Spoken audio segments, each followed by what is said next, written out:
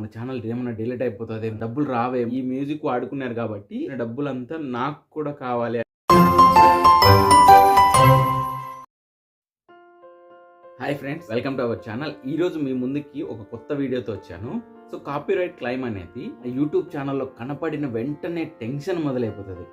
అమ్మో, ఈ వీడియోతో మన ఛానల్ ఏమైనా డిలీట్ అయిపోతుందేమో, ఏమో ఈ వీడియోతో డబ్బులు రావేమో, స్ట్రైక్స్ ఏమైనా పడతాయేమో, అట్లా టెన్షన్ పడిపోతాము. సో అది కూడా కొత్తగా ఛానల్ స్టార్ట్ చేసి మ్యూజిక్ ఎక్కడ తీసుకొని వాడి మన వీడియోస్లో అప్లోడ్ చేసుకోవాలి అనుకొని, ఏ విధంగా అయితే ప్రాపర్గా వీడియో డిజైన్ చేసుకోవాలో తెలియని వాళ్ళు ఒక వీడియోని నీట్గా సెట్ చేసేసుకుని దానికి ఒకరో అపీరెన్స్ కోసం వేరే మ్యూజిక్లన్నీ బాగున్నాయనేసి వేరే వెబ్సైట్లో ఫ్రీ అని కొడతారు.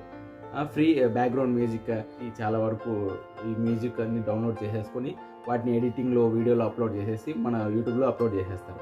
అలా చేయడం వల్ల కొన్ని కాపీరైట్ క్లెయిమ్స్ ఫ్రీ అని చెప్పినా కూడా మన మ్యూజిక్ అనేది వేరే వెబ్సైట్లో మ్యూజిక్ ఫ్రీ అని చెప్పినా కూడా అవి ఫ్రీ కాదు. వాళ్ళు ఎప్పుడో ఒకసారి ఒకవేళ అది వైరల్ అయినా, కొంతమంది ఒక మంచి ఫీడ్ వచ్చినా కూడా ఆ కాపీరైట్ మ్యూజిక్ పైన వాళ్ళు క్లెయిమ్ అనేది వేస్తారు. క్లెయిమ్ అంటే ఏంటంటే, మనము వాడుకున్న మ్యూజిక్ నాది ఇది, సో ఈ మ్యూజిక్ వాడుకున్నారు కాబట్టి ఆ వీడియోలో వచ్చిన డబ్బులంతా నాకు కూడా కావాలి అనే ఒక క్లెయిమ్ అనమాట. సో అలాంటప్పుడు అలాంటి హక్కు ఉంటుంది, ఎందుకంటే వాళ్ళ ఓన్ మ్యూజిక్ కాబట్టి.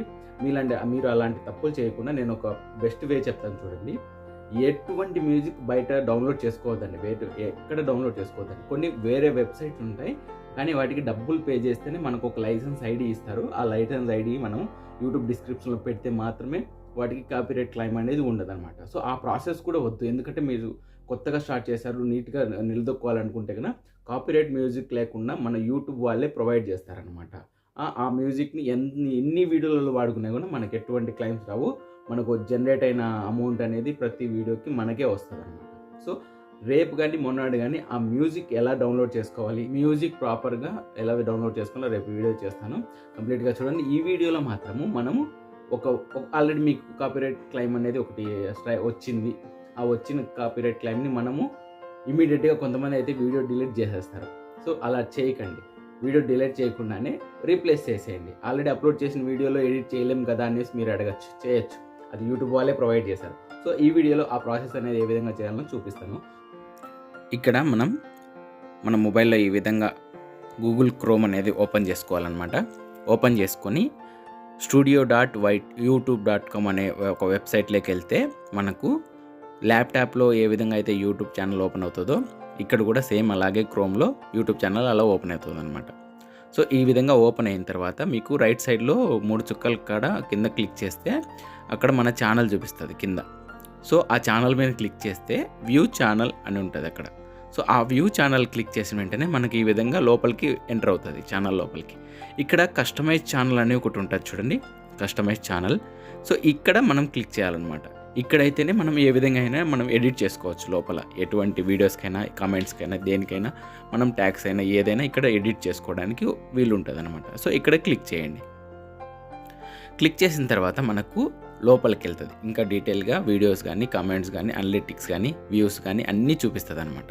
సో ఈ విధంగా లోపలికి వెళ్ళిన తర్వాత మనకు ఇంటర్ఫేస్ అనేది ఈ విధంగా చూపిస్తుంది.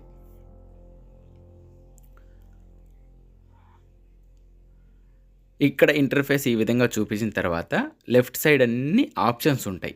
మన వీడియోస్కి సంబంధించి ఆప్షన్స్ అన్నీ ఉంటాయన్నమాట.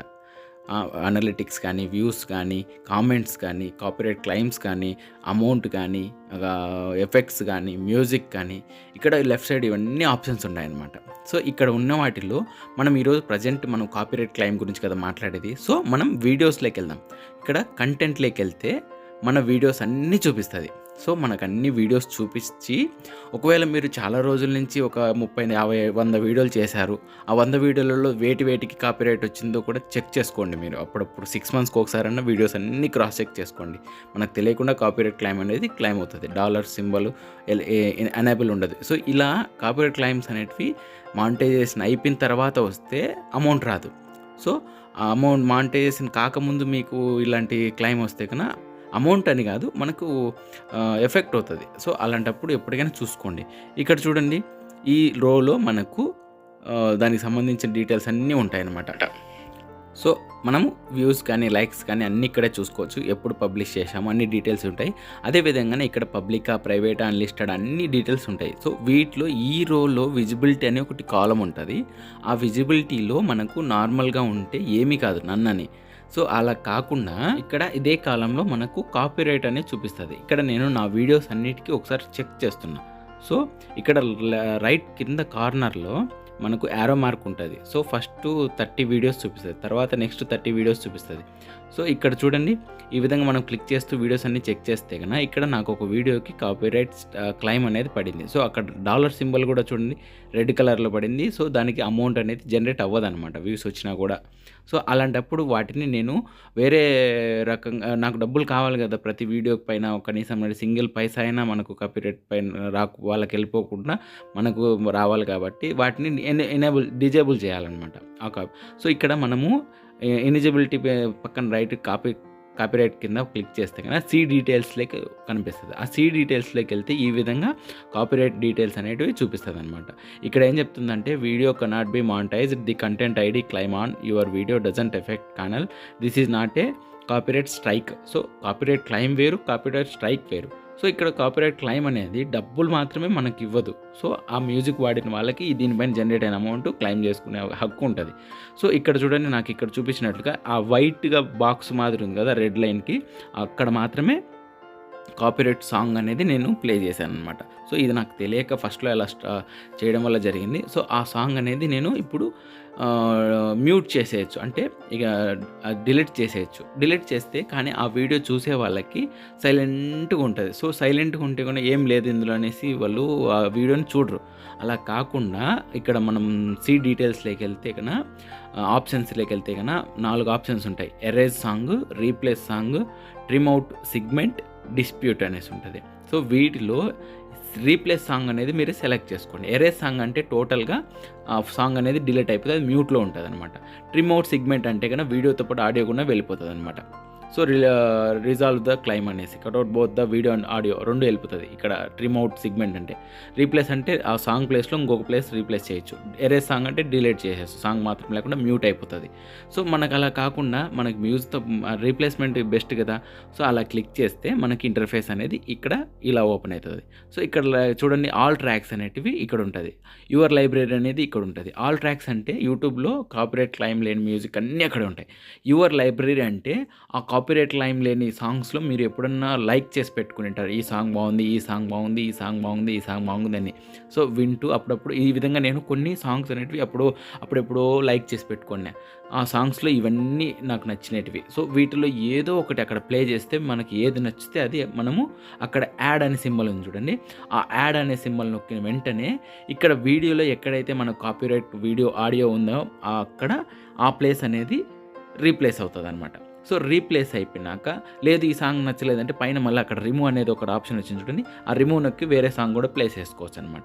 ఈ విధంగా ప్లేస్ చేసుకున్న తర్వాత the process made be take a while you may be leave the page and check back later అని వచ్చింది ఇక్కడ. సో అంటే ఇక్కడ మేము ప్రస్తుతానికైతే ఇవి ఆడియోని తీసేసి మీ ఆడియోని పెడతాము. సో ఇది కొంచెం టైం తీసుకుంటుంది. ఒక 1 డే తర్వాత కానీ మీరు ఒకసారి మళ్ళీ క్రాస్ చెక్ చేసుకోండి, ఆ కాపీరైట్ అనేది తీసేసి మానిటైజేషన్ అనేది ఎనేబుల్ అవుతుందని చెప్తుంది. సో ఈ విధంగా ప్రాసెస్ అనేది మీరు ఎన్ని కాపీరైట్ క్లైమ్లు వచ్చినా కూడా మీరు ఒకసారి క్రాస్ చెక్ చేసుకొని ప్రతి వీడియోస్కి ఎడిట్ చేసేసుకొని నేను చెప్పిన ప్రాసెస్లో ఆ సాంగ్ అనేది రిప్లేస్ చేసుకోండి. So thank you so much అండి. ఈ వీడియో మీకు నచ్చినట్లయితే ప్లీజ్ లైక్ చేసి సబ్స్క్రైబ్ చేసుకోవడం మాత్రం మర్చిపోకండి. Thank you very much.